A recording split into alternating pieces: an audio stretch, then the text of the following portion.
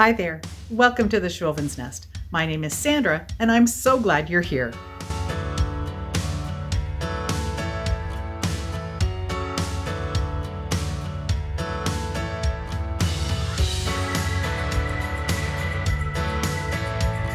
I'm going to start today's projects with what I'm calling my birdhouse trio. I've got this large birdhouse that I'm going to start off with. I printed off this cute little pattern from Pixabay.com and I put it on some cardstock. I'm just going to cut it out and then using my glue stick, I'm going to attach it to the roof of the house. I'm going to be using 2 sheets of this paper, one on one side and one on the other. I just trimmed off the excess paper and then let it dry. The red and black buffalo check is gift wrap paper, so I'm just going to leave that on. It has some wrinkles in it, but I'm okay with all of that rustic look. I'm going to paint it with a couple of coats of chalk paint in the color sheepskin. It's a nice creamy white color. For the base of the birdhouse, I mixed 2 colors together, some navy blue and some eucalyptus green. I wanted to try and match that blue color as best I could on the top. And this is what I'm going to use to paint all the bases of the birdhouse, and that will just help them blend in and look like they belong together. I also painted the inside wood area as you see me doing here, and I made sure that I kind of pushed my brush a little bit to the outside and made the blue spill over to the front of the birdhouses. I'm using an emery board just to get off any of the excess paper that is on these birdhouses. And you can see that I have already painted the bases blue on these 2 little ones. This one has a pretty green, blue, and yellow plaid on the roof, and the other one has a pretty white and blue plaid. So as this birdhouse was drying, it started to crackle with the paint. And I thought, you know what? Let's go with that theme. So I'm going to be painting the 2 smaller birdhouses with a darker gray finish first.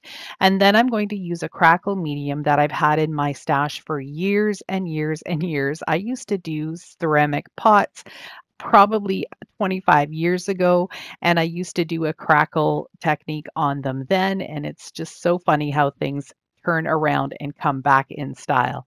So I'm going to go ahead and do that to both of these.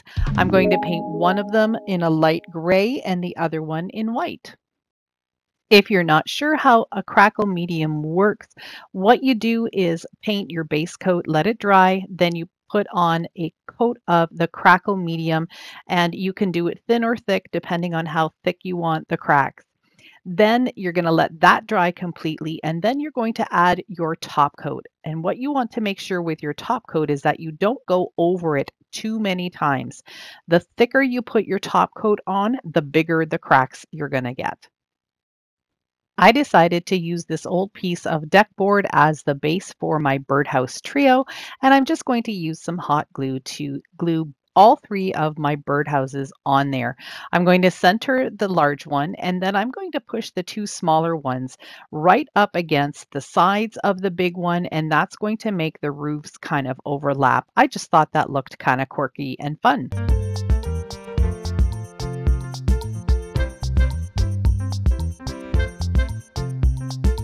Using some white chalk paint and a chip brush, I'm just going to go and give this a really rough coat on the deck board. And the reason I didn't paint it first is because I wanted to make sure that my birdhouses would stick really well to the wood. So wood on wood is much better hold than wood on paint.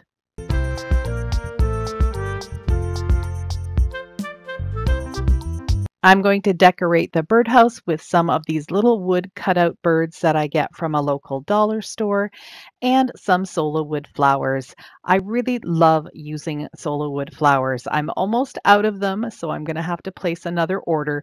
But if you're interested in looking at and seeing what type of flowers are available, check out the link for solo wood flowers down in my description box. Once I had all the florals the way I liked them, I felt like the birdhouses needed a little something on the top. So when the last time I was at Dollar Tree, I found these little wooden eggs. They are absolutely adorable. And I'm going to glue one of them on each of the small houses. And then I have some larger wooden eggs that I'm going to glue just one on the top of the large birdhouse. I'll add a little bit more Spanish moss to those and a couple of little greenery stems. And this project is absolutely adorable and complete.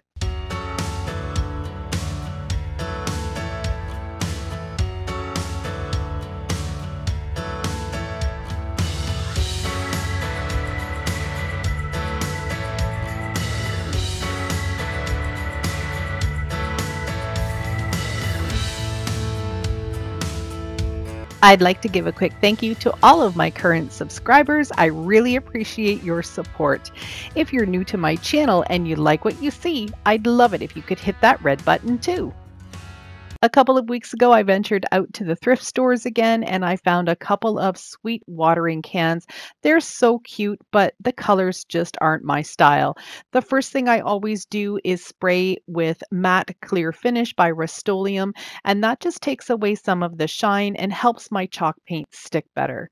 For this one, I'm going to give it a couple of coats of white chalk paint, and I did have to go over the navy blue areas a little bit more with a heavier hand, but that's okay.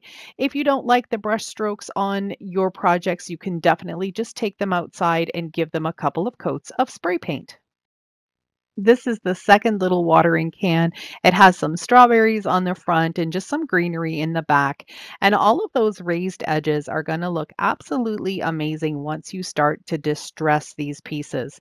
This one, I'm going to give a couple of coats of this sage green chalk paint. I just love this color for spring.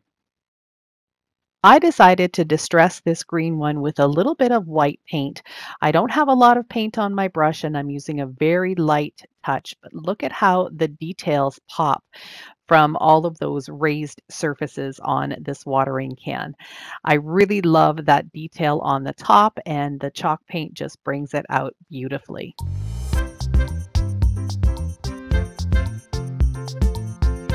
For the white one, I'm going to do the same thing, but this time I'm using a color called Mushroom.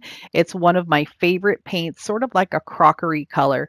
And again, it's just going to bring out all of the details of those beautiful raised edges. I'm just using, again, a dry brush technique, and I'll just go over it as many times as I want to until I get the look desired.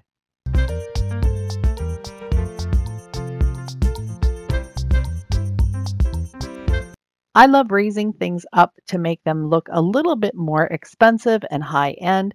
So I found this leftover spindle in my stash and I'm just going to take that mushroom paint and give it a couple of coats. I don't need it to be totally covered because I really like that rustic distressed look. I grabbed one of these glass candlesticks that you can get at the Dollar Tree, and I gave it a couple of coats of white paint too. This is what I'm going to use for the green watering can. To give both of these pieces a permanent hold, I'm using Gorilla Glue Clear Grip and some hot glue, and I'll just glue the two pieces together. And I think both of these turned out absolutely gorgeous. I added some florals, and for the one, I even added a little spade and a mini fork, and I think they're super cute.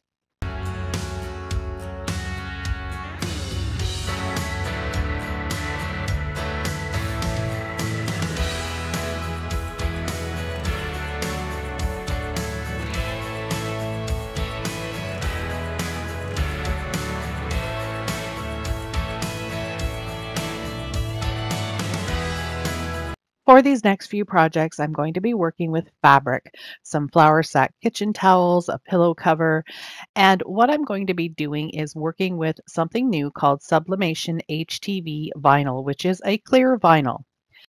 Now, I know some of you are saying, Sandra, I don't have any of these big machines. I can't do this stuff. Yes, you can. Stay tuned with me, stick with me to the end, and I'll show you how you'll be able to do this without the expense of these big machines. The first thing I did was just trim off some of my sublimation designs that I've printed off. And now I'm cutting a strip of HTV sublimation vinyl. This is a clear matte vinyl. And what you do is you heat press this onto your cotton fabrics so sublimation works better. Sublimation is really only meant for polyester fabrics with a 70% or higher polyester blend.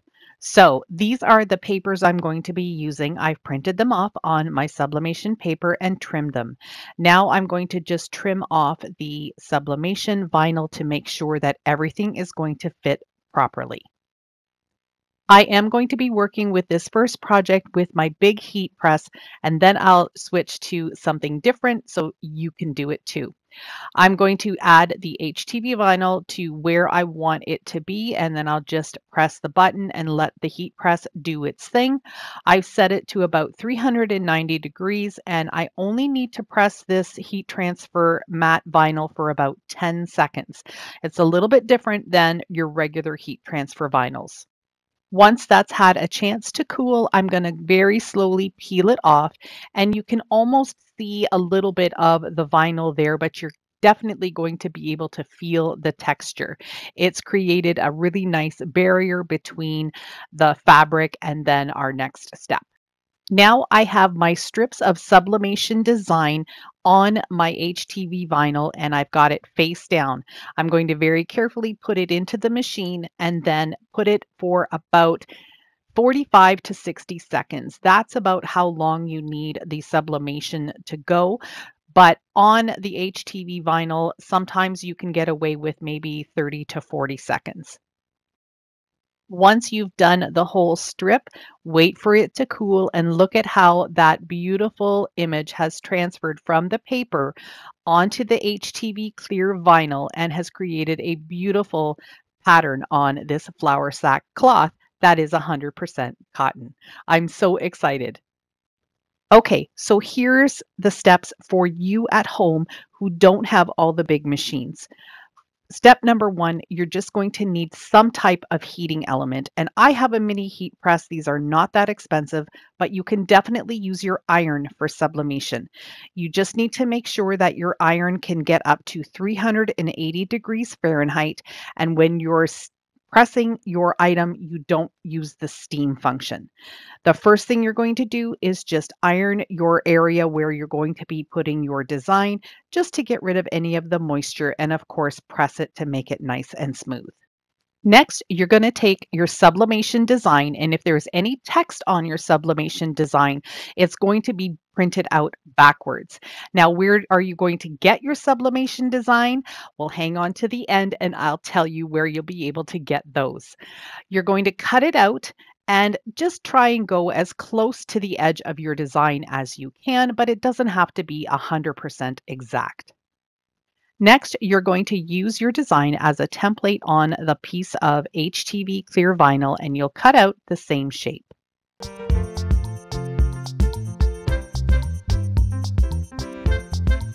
Lay your vinyl shiny side up onto your project and use your iron or your heat press, and just very gently, you only need to do this for about 10 seconds. So you can see I'm just going very slowly and pressing it. If you're using an iron and you have a larger surface area, then you probably only need to hold it down for maybe 8 to 10 seconds. Wait for the plastic to cool just a little bit and then peel it off, and you'll be left with the vinyl on your project.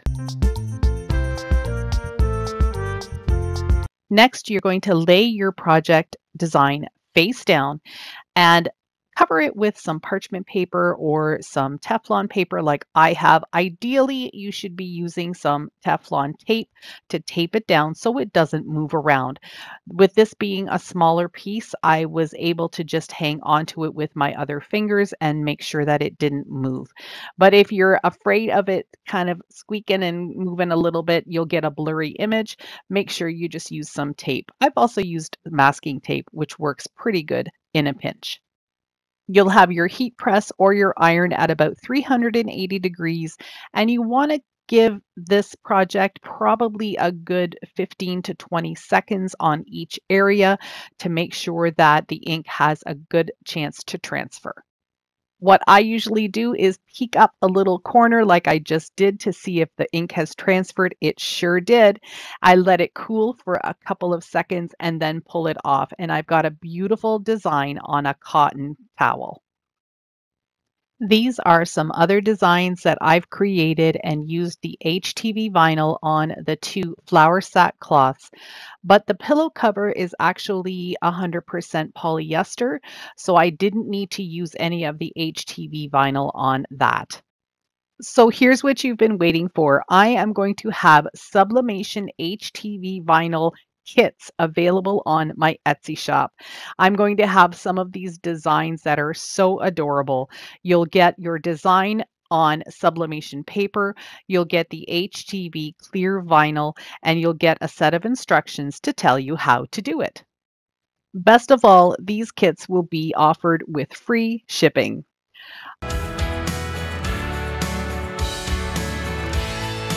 I really hope you enjoyed my projects today, and if you did, I'd love it if you could give me a thumbs up. That gets me noticed more on YouTube and helps my channel grow. Thank you so much for watching. I truly appreciate each and every one of you. Have a wonderful day. Bye for now.